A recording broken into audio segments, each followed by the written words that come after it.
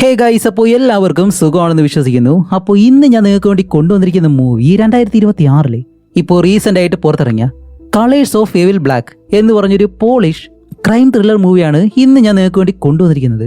അപ്പോൾ ഈ ഒരു ക്രൈം ത്രില്ലർ മൂവീസ് കൊണ്ടുവരുമ്പോഴത്തേക്ക് ഞാൻ പറയുന്ന കാര്യം എന്താണ്?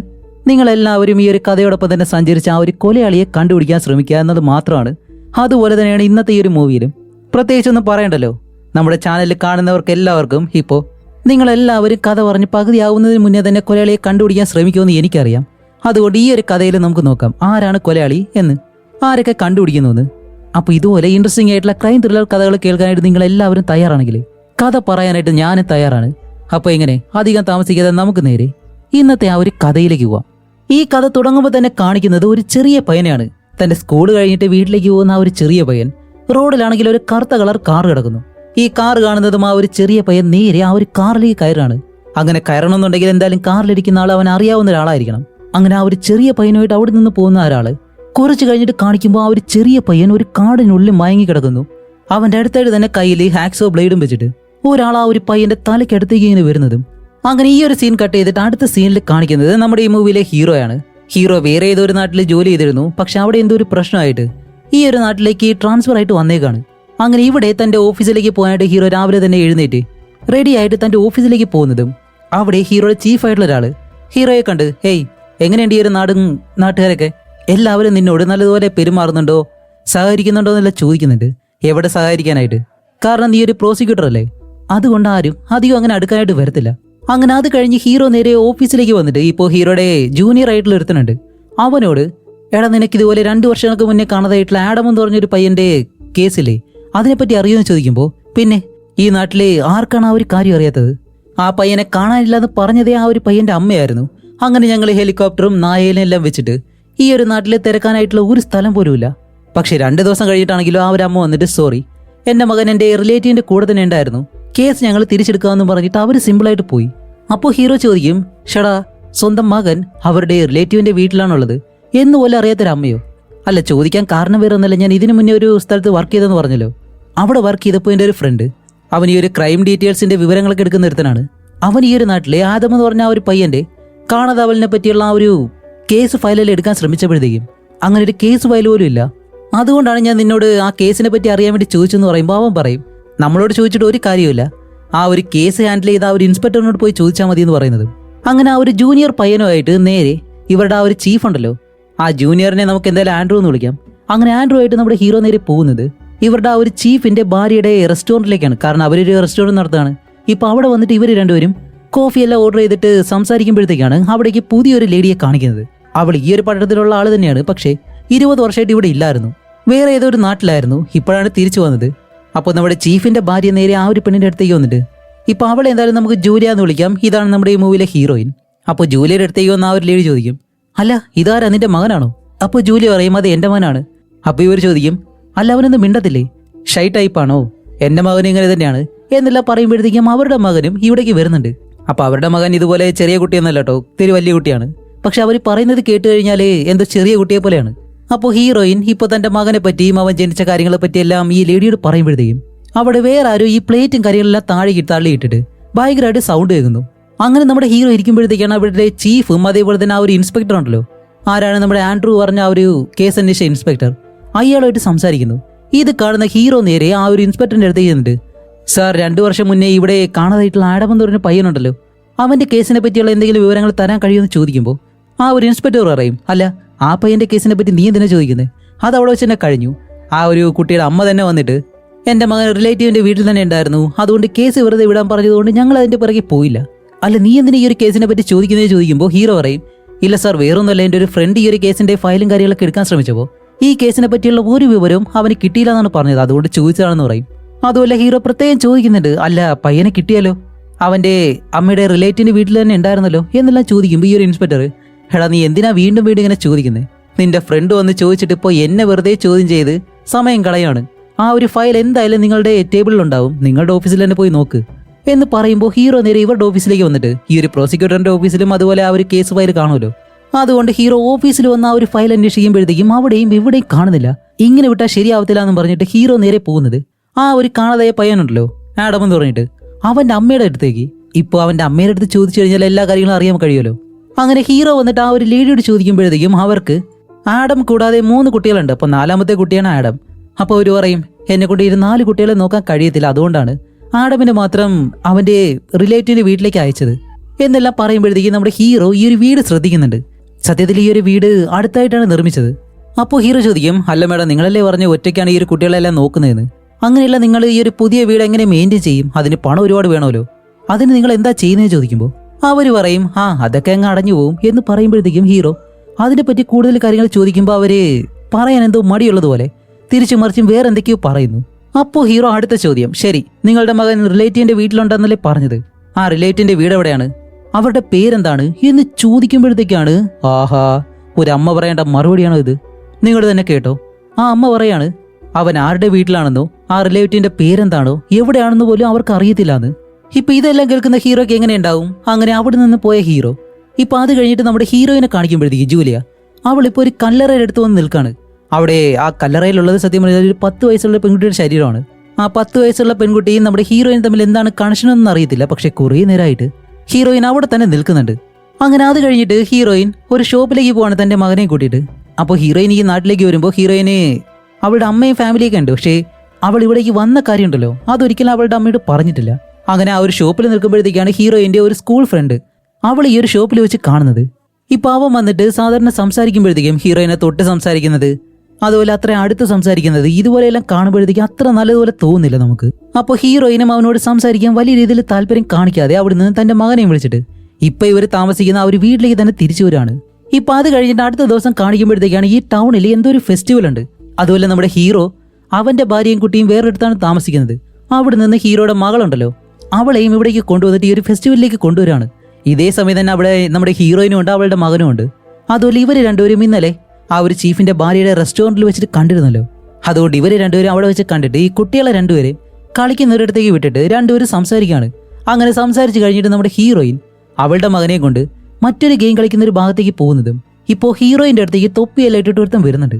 അതുമല്ല അവന്റെ മുഖം ശ്രദ്ധിക്കുമ്പോഴത്തേക്കും മുഖത്തിന്റെ ഒരു ഭാഗത്ത് നല്ല രീതിയിൽ പൊള്ളലേറ്റതുപോലെ ആ ഒരു പാടിപ്പോഴും കാണുന്നുണ്ട്. അവനിപ്പോൾ നമ്മുടെ ഹീറോയിൻ്റെ അടുത്തേക്ക് ഒന്നൊരു വല്ലാത്ത രീതിയിൽ അവളിങ്ങനെ നോക്കുകയെല്ലാം ചെയ്യുന്നു.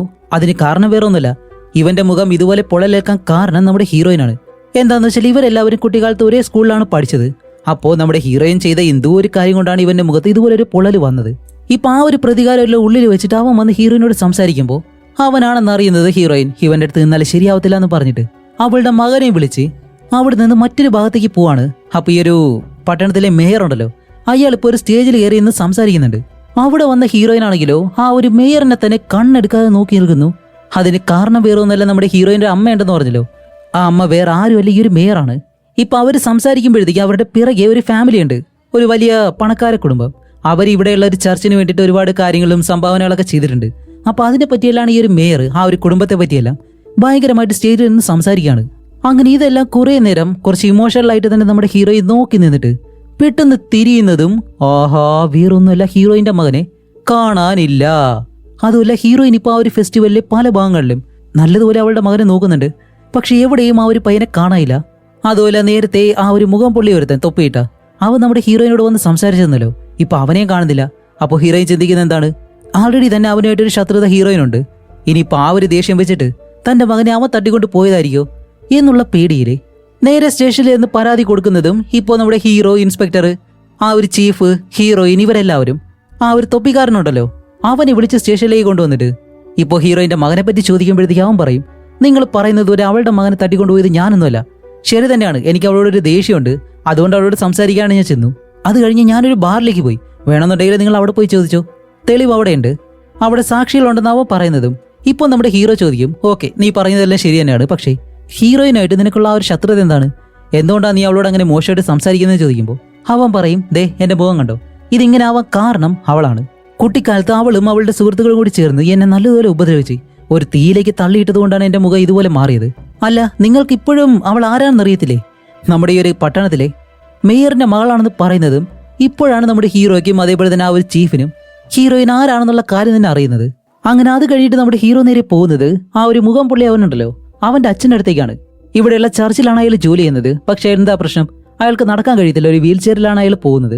ഇപ്പം അയാളുടെ അടുത്തേക്ക് ചെന്നിട്ട് അയാളുടെ മകന് സംഭവിച്ച ആ ഒരു കാര്യത്തെപ്പറ്റി ചോദിക്കുമ്പോഴത്തേക്കും അതിനെപ്പറ്റി എനിക്ക് കറക്റ്റായിട്ട് അറിയത്തില്ല. എൻ്റെ മകനും അവൻ്റെ കൂട്ടുകാരെല്ലാവരും കൂടി ചേർന്നിട്ട് ഒരു ട്രിപ്പിന് പോയതാണ്.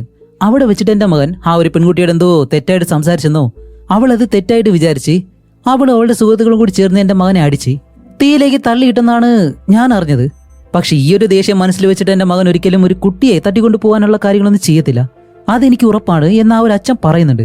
അങ്ങനെ ഈ കേസിനെ പറ്റിയുള്ള കാര്യങ്ങൾ ഹീറോ വിട്ടിട്ട് ഇപ്പോൾ 2 വർഷങ്ങൾക്ക് മുന്നേ കാണാതായിട്ടുള്ള ആഡം എന്ന് പറഞ്ഞ ആ ഒരു പയ്യനുണ്ടല്ലോ, അവനെ പറ്റിയുള്ള കാര്യം ഹീറോ ഇയാളോട് ചോദിക്കും. കാരണം വേറെ ഒന്നല്ല, ഇയാൾ വർക്ക് ചെയ്യുന്ന ആ ഒരു ചർച്ചിലാണ്. ആഡം എന്ന് പറഞ്ഞ ആ ഒരു ചെറിയ പയ്യൻ ഇടയ്ക്കിടയ്ക്ക് പോയിട്ട് ഈ പ്രയർ സോങ് ഒക്കെ ഉണ്ടല്ലോ അതൊക്കെ പാടുന്നത്. ഇപ്പൊ അയാളോട് ആ ഒരു പയ്യനെ പറ്റി ചോദിക്കുമ്പോൾ അയാൾ പറയും, അതെ ആഡമല്ലേ, എനിക്കറിയാം. പക്ഷെ ആ ഒരു കേസിലെ ആ പയ്യന്റെ അമ്മ തന്നെ വന്നിട്ട് പറഞ്ഞല്ലോ അവരുടെ മകൻ ഇപ്പൊ ഏതൊരു റിലേറ്റീവിന്റെ വീട്ടിൽ നിൽക്കുകയാണെന്ന്. അപ്പോൾ ഹീറോ പറയും, ശരി അവന്റെ അമ്മ അങ്ങനെ തന്നെയാണ് പറഞ്ഞത്, പക്ഷേ ചോദിക്കാൻ കാരണം വേറെ ഒന്നുമല്ല. അത് കഴിഞ്ഞിട്ട് ആ ഒരു പയ്യനെ കിട്ടിയെന്ന് പറയുന്നതിന് ശേഷം അവൻ എപ്പോഴെങ്കിലും ആ ഒരു ചർച്ചിലേക്ക് വന്നിട്ടുണ്ടോ, നിങ്ങൾ അവനെ കണ്ടിട്ടുണ്ടോ എന്ന് ചോദിക്കുമ്പോൾ ഇല്ല, പിന്നീട് ഞാൻ അവനെ കണ്ടിട്ടില്ല എന്ന് ഇയാളും പറയുന്നുണ്ട്. ഇപ്പൊ ഇതേ സമയം നമ്മുടെ ഹീറോയിൻ ആണെങ്കിലും അവളുടെ മകനെ ഇതുവരെ കിട്ടിയിട്ടില്ലല്ലോ. അപ്പോൾ ഹീറോ നേരെ ഹീറോയിന്റെ അടുത്തേക്ക് വന്നിട്ട്, ഇല്ല മേഡം, നിങ്ങളുടെ മകനെ ഇതുവരെ കിട്ടിയിട്ടില്ല.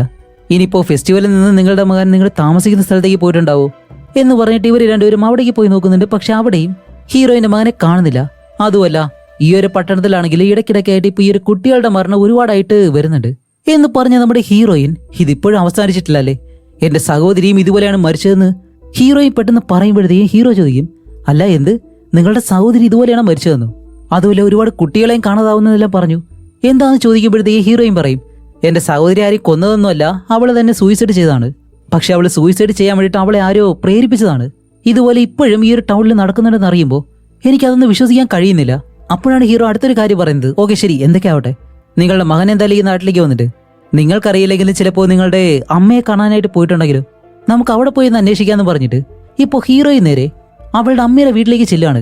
അവിടെ വന്ന് അന്വേഷിക്കുമ്പോഴത്തേക്ക് ഹീറോയിൻ്റെ അമ്മ പറയും, അല്ല നിന്റെ മകനെ നീ അറിയാതെ ഞാൻ ഇവിടേക്ക് കൊണ്ടുവരൂ, അതെങ്ങനെ ചെയ്യാൻ കഴിയും എന്ന് പറയുന്നതും ഇവിടെയും ആ ഒരു പയ്യൻ വന്നിട്ടില്ല എന്നുള്ള കാര്യം ഹീറോയിന് മനസ്സിലായി. അങ്ങനെ ഹീറോയിൻ പോയതിന് ശേഷമാണ് ആ ഒരു മേയർ ഹീറോയുടെ അടുത്തേക്ക് വന്നിട്ട്, ഇപ്പൊ എന്ത് ചെയ്യാനാണ്, ഞാൻ എന്തായാലും ചീഫിനോട് എല്ലാവരോടും പറഞ്ഞിട്ടുണ്ട് എന്റെ കൊച്ചുമാനെ അന്വേഷിക്കാനായിട്ട്, അവരത് ചെയ്തോളെന്നും പറഞ്ഞിട്ട് ഇപ്പൊ അടുത്ത ദിവസം കാണിക്കുമ്പോൾ ഈ ഒരു പയ്യനെ തട്ടിക്കൊണ്ടു പോയിട്ട് എന്തെങ്കിലും ചെയ്യാനായിട്ട് സാധ്യതയുള്ള സ്ഥലങ്ങളുണ്ടല്ലോ, ഈ ഒരു പട്ടണത്തിലുള്ള കാട്, മല, പുഴ, കുളം, അത് ഇത് അങ്ങനെയുള്ള എല്ലാ സ്ഥലങ്ങളിലും പോലീസ് വന്നിട്ട് ഇപ്പോൾ അന്വേഷിക്കുന്നുണ്ട്. പക്ഷെ അവിടെയാണ് ഒരു ഒന്നൊന്നര ടെസ്റ്റ്. ഇവരന്വേഷിച്ചു പോയ ഹീറോയിന്റെ മകനെ കിട്ടുന്നില്ല. പക്ഷെ കാടിനുള്ളിൽ മറ്റൊരു ചെറിയ പയ്യന്റെ അസ്ഥി കൂടെ ഇവർക്ക് കിട്ടുന്നുണ്ട്. പക്ഷെ അത് ആരുടേതാണെന്ന് അറിയത്തില്ല. എന്തായാലും ഈ വിവരം വന്ന് നമ്മുടെ ഹീറോയിനോട് പറയും. ഹീറോയിൻ എന്തായാലും പേടിക്കേണ്ട ആവശ്യമില്ല, ഹീറോയിന്റെ മകന്റേതല്ല. 2 ദിവസം മുന്നേ കാണാതായിട്ടുള്ള പയ്യന്റെ എല്ലും കൂടെ ഒക്കെ കിട്ടണമെന്ന് പറഞ്ഞാല് അതുമല്ല, ഹീറോയിൻ ആൾറെഡി ഹീറോയോട് പറഞ്ഞിരുന്നു ഇതുപോലെ ഹീറോയിന്റെ സഹോദരി സൂയിസൈഡ് ചെയ്തതാണെന്നും അതിനാരോ പ്രേരിപ്പിച്ചതാണെന്നും. ഇപ്പൊ അതിനെ പറ്റിയുള്ള കാര്യം ഹീറോ ചോദിക്കുമ്പോഴത്തേക്കാണ് ഹീറോയിൻ പറയുന്നത്, എനിക്ക് 12 വയസ്സും എന്റെ സഹോദരിക്ക് 10 വയസ്സും ഉള്ളപ്പോഴാണ്. ഞങ്ങൾക്ക് 2 പേർക്കും താല്പര്യമില്ലാന്നുണ്ടെങ്കിലും ഞങ്ങളുടെ അമ്മ ഞങ്ങളെ നിർബന്ധിച്ച് ചർച്ചിൽ പാട്ട് പാടാനായിട്ട് പറഞ്ഞുവിടും. അങ്ങനെ ഞങ്ങൾ ചർച്ചിലേക്ക് പോകുമ്പോഴത്തേക്കാണ് എന്റെ സഹോദരിക്ക് എന്തോ ഒരു പ്രശ്നം ഉണ്ടായിരുന്നു. കുറെ നാൾ മുഖം ഒരു വല്ലാത്ത രീതിയിൽ വെച്ചിട്ട് അവളുടെ പ്രശ്നം എന്താണെന്ന് ആരോട് പറഞ്ഞില്ല. പക്ഷെ കുറച്ച് നാൾ കഴിഞ്ഞ് വിഷം കുടിച്ചിട്ട് അവൾ തന്നെ മരിച്ചു പോവായിരുന്നു. അങ്ങനെ അത് കഴിഞ്ഞിട്ട് കുറെ നാളുകൾക്ക് ശേഷം ഞാൻ ഈ ഒരു ചർച്ചിലേക്ക് പോകുമ്പോഴത്തേക്കാണ് അവിടെ ഒരു കാര്യം കണ്ടത്. എന്റെ പ്രായത്തിലുള്ള മറ്റൊരു പെൺകുട്ടിയെ ആ ചർച്ചിനുള്ള ഒരാൾ അബ്യൂസ് ചെയ്യുന്നുണ്ടായിരുന്നു. ഈ കാര്യം ഞാൻ എന്റെ അമ്മയോട് പറഞ്ഞിരുന്നു. പക്ഷെ എന്റെ അമ്മ എവിടെ വിശ്വസിക്കാനായിട്ട്, ചർച്ചിൽ ആരെങ്കിലും അതുപോലെ മോശമായിട്ടുള്ള കാര്യങ്ങൾ ചെയ്യോ എന്ന് പറഞ്ഞിട്ട് ഞാൻ പറഞ്ഞ ഒരു കാര്യം അവർ വിശ്വസിച്ചില്ല. അതുകൊണ്ടാണ് എന്റെ അമ്മയുടെ മുഖത്ത് പോലും നോക്കാൻ കഴിയാതെ ആ ഒരു ദേഷ്യത്തില് ഈ ഒരു പട്ടണം വിട്ട് തന്നെ ഞാൻ പോയത്. അതുമല്ല, അന്ന് ആ ഒരു കുട്ടിയെ അബ്യൂസ് ചെയ്ത ആ ഒരാളുടെ മുഖം എനിക്ക് ഓർമ്മയില്ല. പക്ഷെ ആ ഒരു പയ്യൻ ആരാണെന്ന് എനിക്കറിയാം. അത് വേറെ ആരുമല്ല, നിങ്ങളുടെ ചീഫിന്റെ മകനാണെന്ന് പറയുന്നതും. ഇത് കേൾക്കുന്ന ഹീറോ തന്റെ മകളെയും അതേ ഹോട്ടലിൽ തന്നെയാണ് വിട്ടിട്ട് വന്നത്. ഇനിയിപ്പോൾ അവൾക്ക് എന്ത് സംഭവിച്ചെന്ന് പറഞ്ഞിട്ട് ഹീറോ പെട്ടെന്ന് തന്നെ ആ ഹോട്ടലിലേക്ക് പോവാണ്. ഇപ്പോൾ നമ്മുടെ ഹീറോ നേരെ ആ ഒരു ഹോട്ടലിലുള്ള ആ ഒരു ടേബിൾ ഉണ്ടല്ലോ അവിടേക്ക് ചെന്ന് നോക്കുമ്പോ ആഹാ, വേറൊന്നുമല്ല, ഇത്രയും നേരം അവിടെ ഡ്രോയിങ് വരച്ചുകൊണ്ടിരുന്ന തന്റെ മകളെ ഇപ്പൊ കാണയില്ല. നോക്കാനായിട്ട് ഏൽപ്പിച്ച ആളോട് ചോദിക്കുമ്പോഴത്തേക്കും സോറി സാർ, എവിടെയാണെന്ന് കണ്ടില്ല എന്ന് അയാൾ പറയുന്നതും, എടാ നിന്നേക്ക് ഏൽപ്പിക്കാൻ തന്നത് എന്നും പറഞ്ഞ് ഹീറോയുടെ മകളെ കാണത്തുള്ള ആ ഒരു ദേഷ്യവും പേടിയും എല്ലാം കാരണം ഹീറോ ഇപ്പൊ അവിടെ എല്ലാം ഓടിയിട്ട് ആ ഒരു ഹോട്ടലുണ്ടല്ലോ അവിടെ മൊത്തം ഓടി നടന്ന് എല്ലാവരോടും ചോദിക്കുന്നുണ്ട് തന്റെ മകൾ എവിടെയാണെന്ന്. പക്ഷെ ആരും കണ്ടില്ല എന്ന് പറയും. എന്തായാലും നമ്മൾ ടെൻഷൻ അടിക്കേണ്ട ആവശ്യമില്ല, ഹീറോയുടെ മകൾ ഇപ്പൊ അവിടെയുള്ള പാർക്കുണ്ടല്ലോ അതിനകത്ത് നിന്ന് കളിച്ചുകൊണ്ടിരിക്കുകയായിരുന്നു. ഇപ്പോഴാണ് കുറച്ച് ആശ്വാസമായത്. ഇനിയിപ്പോ തന്റെ മകളെ ഇവിടെ നിർത്തി കഴിഞ്ഞാൽ അത് എന്തായാലും ശരിയാവത്തില്ല എന്ന് പറഞ്ഞിട്ട് ഹീറോ വെറുതെ ടെൻഷൻ അടിക്കണ്ടല്ലോ. അതുകൊണ്ട് അടുത്ത ദിവസം തന്നെ തന്റെ ഭാര്യയെ വിളിച്ചിട്ട് മകളെ അവിടെ നിന്ന് പറഞ്ഞു വിടുകയാണ്. അതുമല്ല, അത് കഴിഞ്ഞ് നമ്മുടെ ഹീറോയും പറഞ്ഞതുപോലെ ആ ഒരു ചീഫിന്റെ മകനെ അബ്യൂസ് ചെയ്തു എന്ന് പറഞ്ഞു. അപ്പൊ അതിനെപ്പറ്റി എന്തായാലും അവനോട് ചോദിക്കണം. അതുമല്ല, ആ ഒരു ട്രോമ ചിലപ്പോൾ ഉള്ളിലുണ്ടാവും. അതുകൊണ്ട് ഡയറക്റ്റ് ആയിട്ട് അവനോട് ചോദിക്കാതെ ഇൻഡയറക്റ്റ് ആയിട്ട്, അല്ല നീ ആ ഒരു ചർച്ചിൽ പാട്ട് പാടാനൊക്കെ പോകുന്നറിഞ്ഞു, അന്ന് നിനക്ക് അവിടെ വെച്ചിട്ട് മോശമായിട്ടുള്ള എന്തെങ്കിലും സംഭവിച്ചെന്ന് ചോദിക്കുമ്പോൾ ഇതുപോലെ നിനക്ക് ഇഷ്ടപ്പെടാത്ത നിന്റെ അനുമതി ഇല്ലാതെ എന്തെങ്കിലും ചെയ്ത കാര്യങ്ങളോ അങ്ങനെ എന്തെങ്കിലും ഉണ്ടോ എന്ന് ചോദിക്കുമ്പോൾ ആ ചീഫിന്റെ മകൻ പറയും, ഇല്ലല്ലോ എനിക്ക് അങ്ങനെയൊന്നും സംഭവിച്ചിട്ടില്ല. അല്ല നിങ്ങളോട് ആരാ ഇതൊക്കെ പറഞ്ഞ്? ഞാൻ ഓക്കെ ആണെന്നെല്ലാം അവൻ പറയുന്നതും. ഓക്കെ, ഇനിയിപ്പോൾ അവന്റെ പിറകെ പോയിട്ട് കാര്യമില്ല. അല്ല അവന്റെ കേസ് നമുക്ക് എന്തായാലും കുറച്ചു നേരത്തേക്ക് മാറ്റി വയ്ക്കാം. അതുകൊണ്ട് ഹീറോ നേരെ സ്റ്റേഷനിലേക്ക് വന്നിട്ട് ഇപ്പൊ കാടിനുള്ളിൽ നിന്ന് ഒരു ചെറിയ പയ്യന്റെ അസ്ഥി കിട്ടിയല്ലോ, അതിന്റെ കാര്യം എന്താണെന്ന് നോക്കുമ്പോഴത്തേക്കും പോസ്റ്റ്മോർട്ടം റിപ്പോർട്ട് ഇതുവരെ റെഡി ആയിട്ടില്ല. അതുകൊണ്ട് മരണസമയമോ മരണകാരണം ഇതൊന്നും കണ്ടുപിടിച്ചിട്ടില്ല. പക്ഷെ ഒരു കാര്യം മാത്രം വ്യക്തമാണ്, ആ ഒരു അസ്ഥിയോടെ കിട്ടിയ ആ ഒരു പൊസിഷൻ ഉണ്ടല്ലോ, അത് വെച്ച് മനസ്സിലാക്കിയ കാര്യം എന്താന്ന് വെച്ചാല് ആ പയ്യന്റെ തല വെട്ടിയിട്ട് 2 കാലുകൾക്ക് നടുവിലായിട്ടാണ് ആ ഒരു തല വെച്ചിട്ടുള്ളത്. അപ്പോൾ ഇവർ ചിന്തിക്കുന്നുണ്ട് ഇനിയിപ്പോ വല്ല മൃഗങ്ങൾ ചെയ്തായിരിക്കോ. പക്ഷേ അതൊരു മണ്ടത്തരമാണ്. കാരണം ഏതെങ്കിലും മൃഗങ്ങൾ ഇതുപോലെ തല കടിച്ചു ചേർത്തിട്ട് അത് പെർഫെക്റ്റ് ആയിട്ട് കാലിന്റെ ഇടയിൽ കൊണ്ടുവയ്ക്കോ? ഒരിക്കലുമില്ല.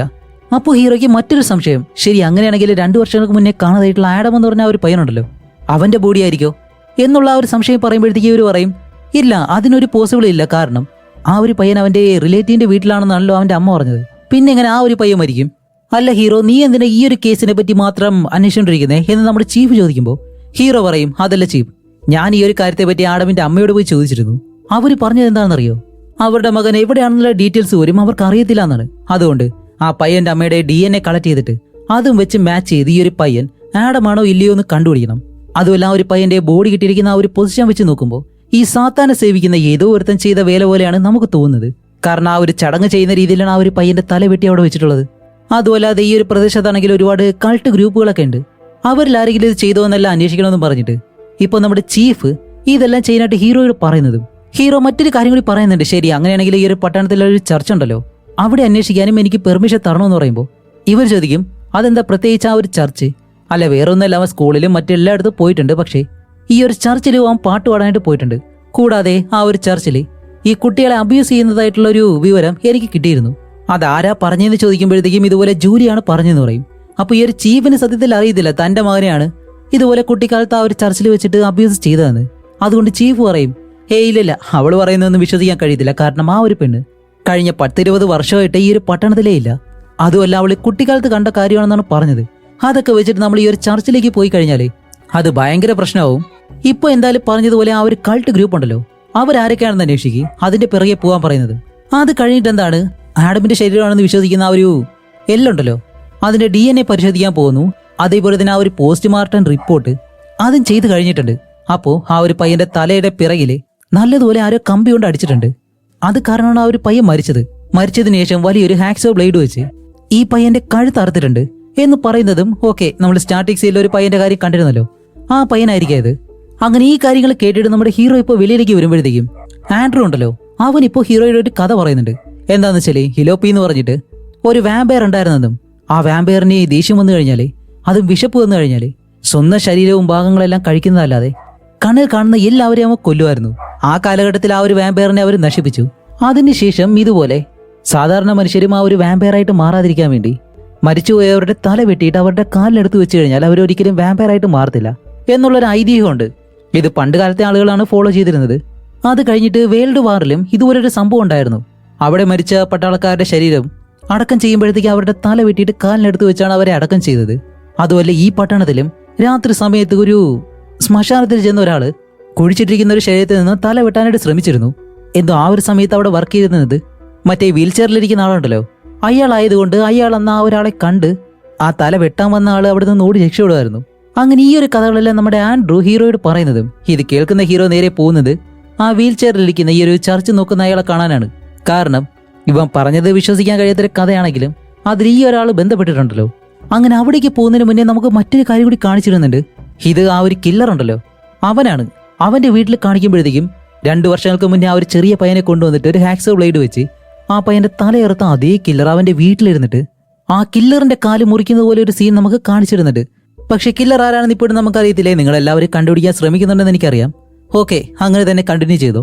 ഇതേ സമയം നമ്മുടെ ഹീറോ ആണെങ്കിലോ നേരെ ആ ഒരു വീൽ ചെയർ അപ്പൂപ്പന്റെ വീട്ടിലേക്ക് പോയിട്ട് അയാളോട് കാര്യങ്ങൾ ചോദിക്കുമ്പോഴത്തേക്കാണ് അയാൾ പറയുന്നത്, അതെ ശരിയാണ്, അന്ന് ഞാൻ ആ ഒരു ശ്മശാനം പരിശോധിക്കാൻ ചെല്ലുമ്പോഴത്തേക്കാണ് അവിടെ ഒരാൾ ഒരു ശവക്കല്ലറ തുറന്നിട്ട് അതിനകത്തുള്ള ശരീരം വെളിയിലേക്ക് എടുത്ത് അതിൽ തല വെട്ടി കാലിനടുത്ത് വെച്ചുകൊണ്ടിരിക്കുകയായിരുന്നു. ഞാൻ അടുത്തേക്ക് ഓടി ചെന്നപ്പോൾ ഇരുട്ടായതുകൊണ്ട് അത് ചെയ്ത ആളെ കണ്ടില്ല. പക്ഷെ അയാൾ ഇതുപോലെ തല വെട്ടിയിട്ട് കാലിനടുത്ത് വെച്ചിട്ടായിരുന്നു പോയിരുന്നത്. അതുമല്ല, എന്റെ തലയിലും അയാൾ അടിച്ചിരുന്നു. അതുകൊണ്ട് എനിക്ക് മറ്റു കാര്യങ്ങളൊന്നും ഓർമ്മയില്ലായിരുന്നു എന്ന് ഇയാൾ പറയുമ്പോഴത്തേക്കാണ് നമ്മുടെ ഹീറോ പറയുന്നത്, ഓക്കെ അതൊക്കെ പോട്ടെ, നിങ്ങൾ 40 വർഷമായിട്ട് ആ ഒരു ചർച്ചിൽ ജോലി ചെയ്യല്ലേ, അവിടെ ഏതെങ്കിലും കുട്ടികളെ അബ്യൂസ് ചെയ്യുന്നതായിട്ടോ അങ്ങനെ എന്തെങ്കിലും പരാതി കിട്ടിയിട്ടുണ്ടോ, അല്ലെങ്കിൽ നിങ്ങൾ നേരിട്ട് എന്തെങ്കിലും കണ്ടിട്ടുണ്ടോ എന്ന് ഹീറോ ചോദിക്കുമ്പോഴത്തേക്കും ഹീറോ ഈ ഒരു ചോദിക്കുന്ന സമയത്ത് തന്നെ ആ വീൽ ചെയറിലിരിക്കുന്ന അയാളുടെ മകനുണ്ടല്ലോ, ഈ മുഖം ഒരു ഭാഗത്ത് പൊള്ളിപ്പോയ അയാള്, അവനെ നമുക്ക് എന്തായാലും സാം എന്ന് വിളിക്കാം. ഇപ്പോൾ സാം അകത്തേക്ക് കാര്യം ഇവരെ രണ്ടുപേരും വല്ലാത്ത നോട്ടം നോക്കി അവിടെ നിന്ന് പോകുന്നത് സാമിന്റെ അച്ഛൻ പറയും, ഇല്ല അങ്ങനെ ഒരു കാര്യം ഞാൻ കണ്ടിട്ടില്ല എന്ന് പറയും. അങ്ങനെ അത് കഴിഞ്ഞിട്ട് എന്താണ്, ആ കാടിനുള്ളിൽ നിന്ന് കിട്ടിയ ആ ഒരു അസ്ഥികൂടമുണ്ടല്ലോ, അതിന്റെ DNA റിസൾട്ടിന്റെ ബലം വന്നു. അവിടെയാണ് മറ്റൊരു കാര്യം, അത് വേറെ ആരുമല്ല 2 വർഷങ്ങൾക്ക് മുന്നേ കാണാതായെന്ന് പറഞ്ഞിട്ട് തിരിച്ചു കിട്ടിയെന്ന് പറഞ്ഞാൽ നമ്മുടെ ആദമുണ്ടല്ലോ, അവന്റെ ശരീരം വരുന്നത്. ഇതുകൂടിയാവുന്നത് ഇനിയിപ്പോ ആഡമിന്റെ അമ്മയെ വെറുതെ വിടാൻ കഴിയോ? ഒരിക്കലും ഇല്ല. നമ്മുടെ ചീഫും ഹീറോയും നേരെ പോകുന്നത് ആഡമിന്റെ വീട്ടിലേക്കാണ്. എന്നിട്ട് അവന്റെ അമ്മയെ കണ്ടിട്ട്, അല്ല മാഡം എന്താ ഇത്, നിങ്ങളുടെ മകൻ നിങ്ങളുടെ റിലേറ്റീവിന്റെ വീട്ടിലുണ്ടെന്ന് പറഞ്ഞു. അങ്ങനെയുള്ള അവന്റെ ശരീരം എങ്ങനെ ഈ ഒരു കാടിനകത്ത് നിന്ന് കിട്ടും? അപ്പോൾ നിങ്ങൾ എന്തോ ഒരു കാര്യം മറയ്ക്കുന്നുണ്ട്, അതെന്താണെന്ന് പറയാൻ പറയുന്നതും ഇവിടെയാണ് അടുത്തൊരു ട്വിസ്റ്റ്. ആ ഒരു അമ്മ പറയുന്ന കാര്യമുണ്ട്, അതും നമ്മുടെ ചീഫിനെ നോക്കിയിട്ട്, സാർ നിങ്ങളല്ലേ അന്ന് പറഞ്ഞത് എന്റെ മകനെ കിട്ടിയിട്ടുണ്ട്, നല്ലൊരു ഫാമിലിക്ക് അവനെ ദത്ത് കൊടുത്തിട്ടുണ്ട്, അതുകൊണ്ട് ഇനിയിപ്പോൾ അവനെ അന്വേഷിക്കേണ്ട ആവശ്യമില്ല, നിങ്ങളുടെ മകനൊരു കുഴപ്പം ഉണ്ടാവത്തില്ല എന്ന്. പിന്നെ എന്നോട് വന്നിട്ട് ഇതുപോലെ ചോദിച്ചു കഴിഞ്ഞാൽ ഞാൻ എന്ത് മറുപടി പറയാനാണെന്ന് അവർ ചോദിക്കുമ്പോൾ നമ്മുടെ ഹീറോ ഇത് കേട്ടിട്ട് ആകെ ടെൻഷനായിപ്പോയി.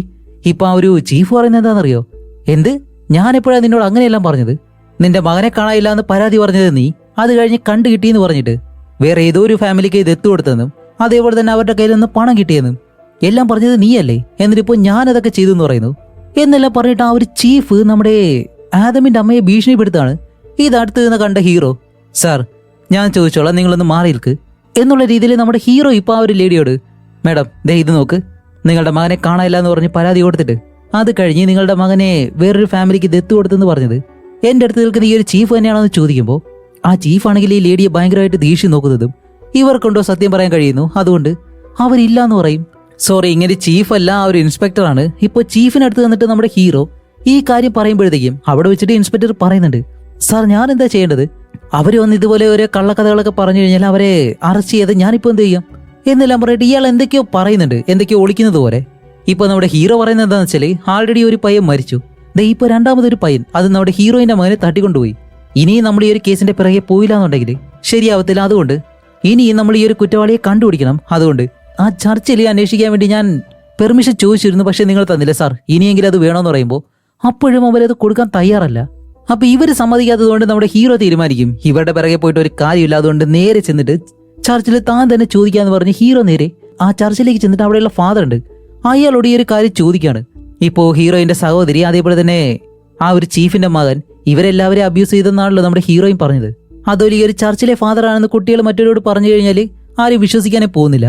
അതുകൊണ്ട് ഹീറോ ഈ ഒരു ഫാദറിനോട് ഇതുപോലെ ഇവിടെ കുട്ടികളെ ആരെങ്കിലും അബ്യൂസ് ചെയ്യുന്നത് പോലെ എന്തെങ്കിലും നിങ്ങൾ കണ്ടിട്ടുണ്ടോ, അല്ലെങ്കിൽ അതുപോലെ ആരെങ്കിലും പരാതി പറഞ്ഞിട്ടുണ്ടോ എന്ന് ചോദിക്കുമ്പോൾ ഇത്രയും പുണ്യമായിട്ടുള്ളൊരു സ്ഥലം, അതും ചർച്ച്, അവിടെയുള്ള ഈ ഒരു ഫാദർ അങ്ങനെ ഒരു തെറ്റ് ചെയ്യുമെന്ന് അയാൾ സമ്മതിച്ചു തരുമോ? ഒരിക്കലുമില്ല.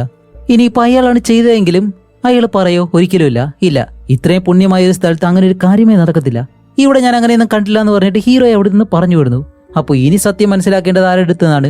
നമ്മുടെ ഹീറോയിന്റെ അടുത്ത്. കാരണം അന്ന് ഹീറോയിനാണല്ലോ അയാളെ കണ്ടത്, പക്ഷെ ഓർമ്മയില്ല എന്ന് പറയുന്നു. എങ്ങനെയെങ്കിലും അവളുടെ ഓർമ്മയെല്ലാം തിരിച്ചു കൊണ്ടുവന്നിട്ട് അവളോട് അതാരാണെന്ന് കണ്ടുപിടിക്കാൻ ശ്രമിക്കാൻ പറയാണ്.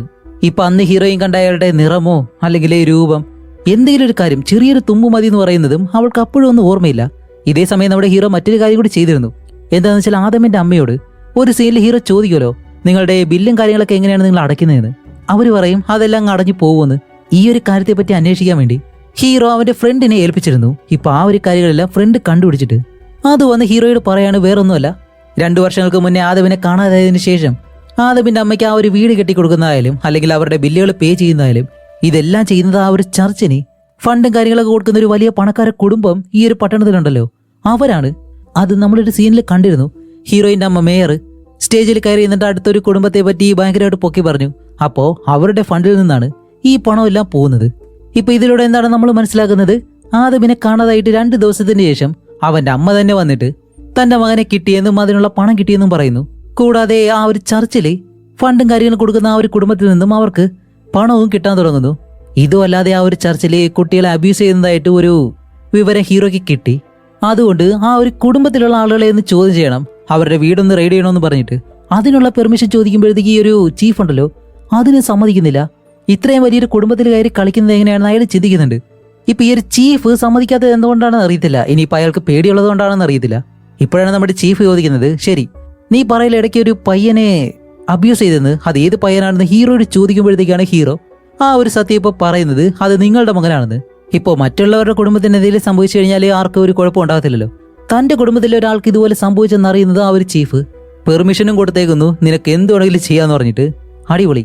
അങ്ങനെ ഹീറോ തന്റെ ടീമിനെ കൂട്ടിയിട്ട് നേരെ ആ ഒരു പണക്കാരുടെ വീടുണ്ടല്ലോ അവിടേക്ക് പോവാണ്.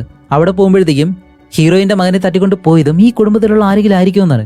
അങ്ങനെ തന്റെ ടീമുമായിട്ട് ആ ഒരു വീട് മുഴുവൻ അന്വേഷിച്ച് നോക്കുന്നുണ്ടെങ്കിലും ഇവർക്ക് പ്രത്യേകിച്ച് അങ്ങനെയൊന്നും കിട്ടുന്നില്ല. പക്ഷേ ഈ കുടുംബത്തിലെ പ്രധാനപ്പെട്ട ആളുടെ അച്ഛൻ മരിച്ചിട്ട് ഏകദേശം ഒരു 2-3 വർഷം കഴിഞ്ഞിട്ടുണ്ട്.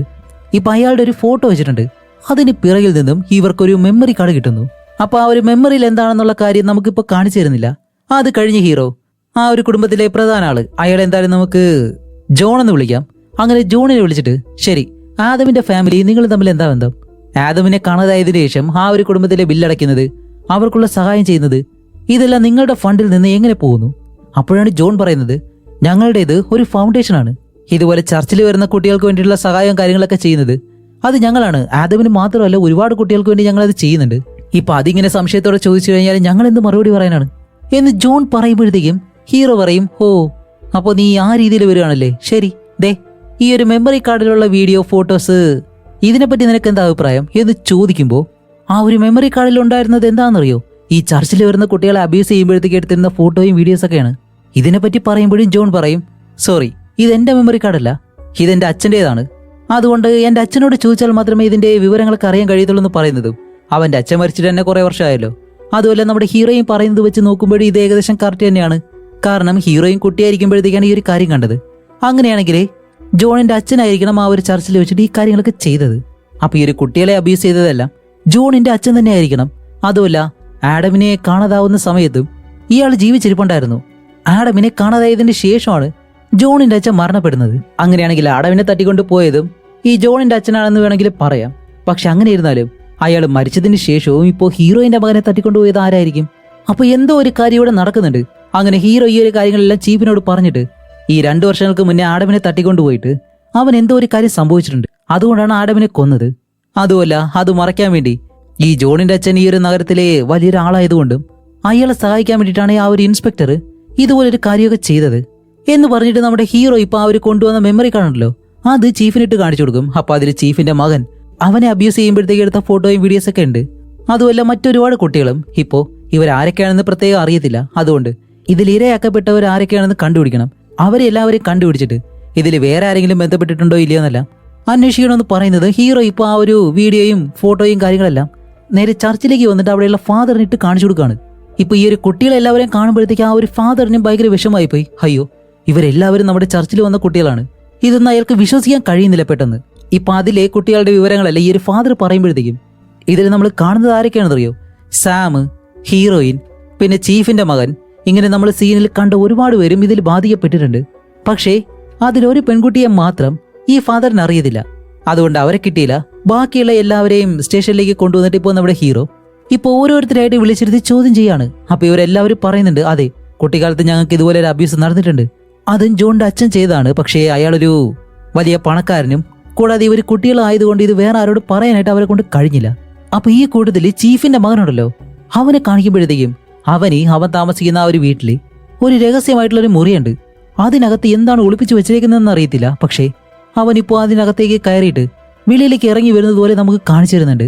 അങ്ങനെ അത് കഴിഞ്ഞിട്ട് നമ്മുടെ ഹീറോ നേരെ ഒരു പ്രൊഫൈലറിനെ പോയി കാണാണ്. ഈ പ്രൊഫൈലർ ആരാന്ന് വെച്ചാല് ഒരു കുറ്റം നടന്നതിന് ശേഷം ആ ഒരു കുറ്റം ചെയ്ത രീതി, ആ ഒരു ലൊക്കേഷൻ, ഇതെല്ലാം വെച്ചിട്ട് ആ കുറ്റവാളി എങ്ങനെയുള്ള ഒരാളായിരിക്കണം, അല്ലെങ്കിൽ ആ മാനസികമായിട്ടും അവൻ ഇതുപോലുള്ള ഒരു മെന്റാലിറ്റി ഉള്ള ആളായിരിക്കണം എന്നെല്ലാം കണ്ടുപിടിച്ചിട്ട് പറയുന്ന ഒരാളാണ്.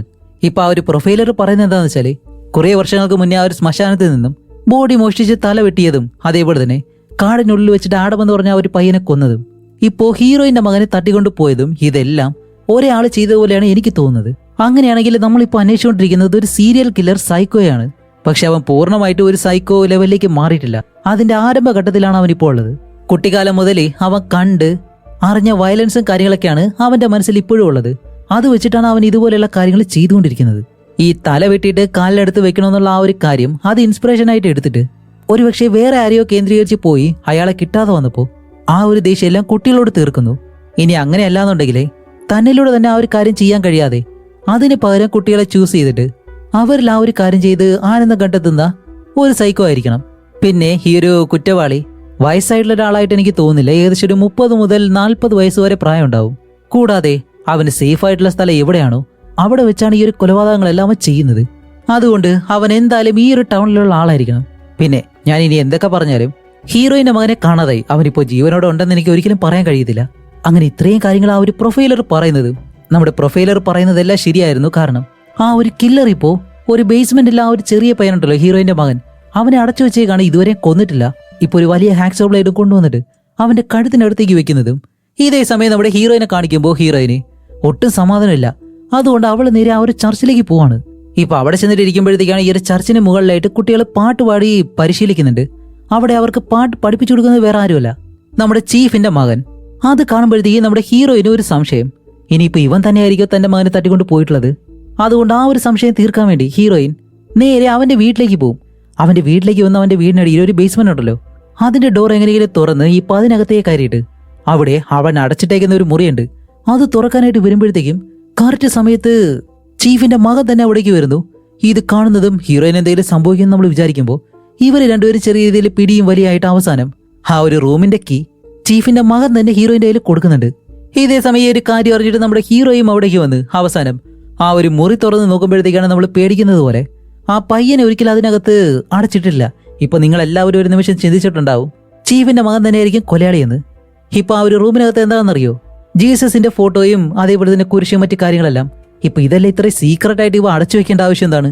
അങ്ങനെ ഹീറോയ്ക്ക് ആകെ വട്ടായിട്ട് ഇപ്പോ സ്റ്റേഷനിലേക്ക് വന്ന് ആൻഡ്രോ ഉണ്ടല്ലോ അവനോട് തന്നെ പറയുന്നുണ്ട്, ഇപ്പൊ ഈ ഒരു കൊലയാളി ആരായിരിക്കും? ആ ഒരു പ്രൊഫൈലർ പറഞ്ഞതുപോലെ 30 തൊട്ട് 40 വയസ്സ് വരെ പ്രായം ഉണ്ടാവും. ഇതേ പട്ടണത്തിലുള്ള ആള് തന്നെയായിരിക്കും. ഇതെല്ലാം വെച്ചിട്ട് ആരെയൊക്കെ സംശയിക്കണമെന്ന് എനിക്കറിയത്തില്ല. ഇപ്പൊ എന്റെ കണ്ണ് വെച്ച് നോക്കുമ്പോഴത്തേക്കും വേണമെങ്കിൽ നിന്നെ കൊലയാളി എന്ന് പറയാം. എന്തായാലും പോട്ടെ, ഓക്കെ, എന്തായാലും നമുക്ക് കണ്ടുപിടിക്കാം. ഇപ്പൊ ഒരു തെളിവായിട്ട് നമ്മുടെ കയ്യിലെ ആ ഒരു മെമ്മറി കാർഡ് ഉണ്ടല്ലോ, അതിലെല്ലാ കുട്ടികളെ ആ ഒരു ചർച്ചിലെ ഫാദർ അടയാളം പറഞ്ഞു കൊടുത്തിരുന്നു. പക്ഷെ ഒരു പെൺകുട്ടി മാത്രം ആരാണെന്ന് പറഞ്ഞില്ല. അത് കണ്ടുപിടിക്കാൻ പോവാന്ന് പറഞ്ഞിട്ട് ഹീറോ ഇപ്പോ ആ ഒരു ചർച്ചിലെ ആ വീൽ ചെയറിലിരിക്കുന്ന അപ്പൂനുണ്ടല്ലോ അയാളുടെ വീട്ടിലേക്ക് പോയിട്ട് അപ്പൊ അയാൾ പറയും, ഇവളെ എനിക്ക് അത്ര നല്ല ഓർമ്മയില്ല, അവളുടെ പേരെന്തോ സൂസിയോ അങ്ങനെ എന്തോ ആണ്. അവളുടെ അമ്മയാണെങ്കിൽ ഒരു സ്ലാട്ടർ ഹൗസിലാണ് ജോലി ചെയ്യുന്നത്. ഈ പട്ടണത്തിലുള്ള പല ഈ മാംസം വെട്ടുന്ന കടകളുണ്ടല്ലോ അതെല്ലാം ജോണിന്റെ അച്ഛൻ്റെതാണ്. ഇതല്ലാതെ എനിക്ക് വേറെ ഒന്നും അറിയത്തില്ല എന്ന് പറയുന്നതും. ഇത് വെച്ചിട്ട് ഇപ്പോൾ ഹീറോയ്ക്ക് ഒന്നും ചെയ്യാൻ കഴിയത്തില്ല. അതുകൊണ്ട് ഹീറോ തിരിച്ച് ഓഫീസിലേക്ക് വന്നിട്ട് ഇപ്പോ ആൻഡ്രൂവിനോട് പറയും, ശരി, നീ എന്നോടൊരു വാമ്പയറിന്റെ കഥ പറഞ്ഞല്ലോ. നീ പറഞ്ഞ ആ ഒരു കഥ ചിലപ്പോ സത്യമാണോ ഇല്ലെന്ന് എനിക്കറിയത്തില്ല. പക്ഷേ ആ ഒരു കഥയെ ഇൻസ്പയർ ചെയ്തിട്ടാണ് ഈ ഒരു കില്ലർ ഇതുപോലെ മറ്റുള്ളവരെ കൊല്ലുന്നതും അവരുടെ തല വെട്ടിയിട്ട് കാലിനടുത്ത് വെക്കുന്നതും. ആ സമയത്ത് നീ ആ ഒരു കഥ എന്നോട് പറയുമ്പോഴത്തേക്കും ഞാൻ നല്ലതുപോലെ അത് ശ്രദ്ധിച്ചില്ല. ആൻഡ്രൂ, ഇപ്പോൾ ഒരു തവണ കൂടി ആ കഥ പൂർണ്ണമായിട്ടൊന്ന് പറയാൻ കഴിയോ? അത് വെച്ചിട്ട് എന്തെങ്കിലും ലീഡ് കിട്ടുന്നുണ്ടോ ഇല്ലയെന്ന് ഞാൻ നോക്കാം എന്ന് ഹീറോ ചോദിക്കുന്നതും ഇപ്പോൾ നമ്മുടെ ആൻഡ്രൂ ലോപ്പി എന്ന് പറഞ്ഞിട്ട് ആ ഒരു വാമ്പയർ ഉണ്ടല്ലോ അതിന്റെ കഥ പറയാണ്. അർദ്ധരാത്രി, അതും അമാവാസി ദിവസം, കരയാതെ ഒരു കുട്ടി ജനിച്ചു കഴിഞ്ഞാലേ കടൽ മണ്ണെടുത്തിട്ട് ശരീരം മുഴുവൻ തേക്കണമെന്നാണ് കഥയിലുള്ളത്. കാരണം ആ ഒരു കാലഘട്ടത്തിൽ അത് വിശ്വസിച്ചിരുന്നു. അമാവാസി ദിവസം ഒരു കുട്ടി ജനിച്ചു കഴിഞ്ഞാൽ അതൊരിക്കലും നല്ലതല്ലാന്ന്. ഇപ്പൊ ഈ കടൽ മണ്ണ് എടുത്തിട്ട് അങ്ങനെ തേച്ചു കഴിഞ്ഞാലേ ആ ഒരു ശാപം മാറുമെന്നാണ്.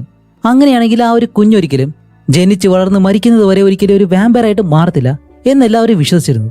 അതും പല ആളുകൾ അങ്ങനെ ചെയ്യുമായിരുന്നു എന്ന് പറഞ്ഞിട്ട് നമ്മുടെ ആൻഡ്രൂ ഈ ഒരു കഥ പറഞ്ഞ് പകുതിയാവുമ്പോഴത്തേക്കും ഇതിൽ വെച്ചിട്ട് നമ്മുടെ ഹീറോ കില്ലർ ആരാണെന്ന് കണ്ടുപിടിക്കും.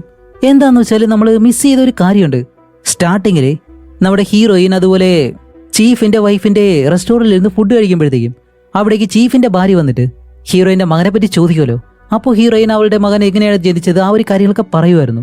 അതിൽ ഹീറോയിൻ പറഞ്ഞൊരു കാര്യമുണ്ട്, അവളുടെ മകനും അമാവാസി ദിവസമാണ് രാത്രിയിൽ ജനിച്ചതെന്ന്. ഈ സമയം ഒരു പ്ലേറ്റ് താഴേക്ക് വീഴുന്നൊരു ശബ്ദവും കേട്ടിരുന്നല്ലോ. ആ സമയത്ത് നമ്മുടെ ഹീറോ ആ ടേബിളിലിരുന്നത് ആരാണോ അവനെ കാണുകയും ചെയ്തിരുന്നു.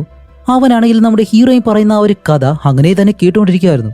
അപ്പോൾ ഇതേ ആള് തന്നെ ആ ഒരു ഫെസ്റ്റിവലിൽ നമ്മുടെ ഹീറോ ഹീറോയിൻ ഇവർ രണ്ടുപേരും ഇവരുടെ കുട്ടികളെ ആ ഒരു കളിക്കുന്നിടത്തേക്ക് വിട്ടിട്ട് അവിടെ നിന്ന് സംസാരിക്കുമ്പോഴത്തേക്കും അവിടെ ഉണ്ടായിരുന്നു.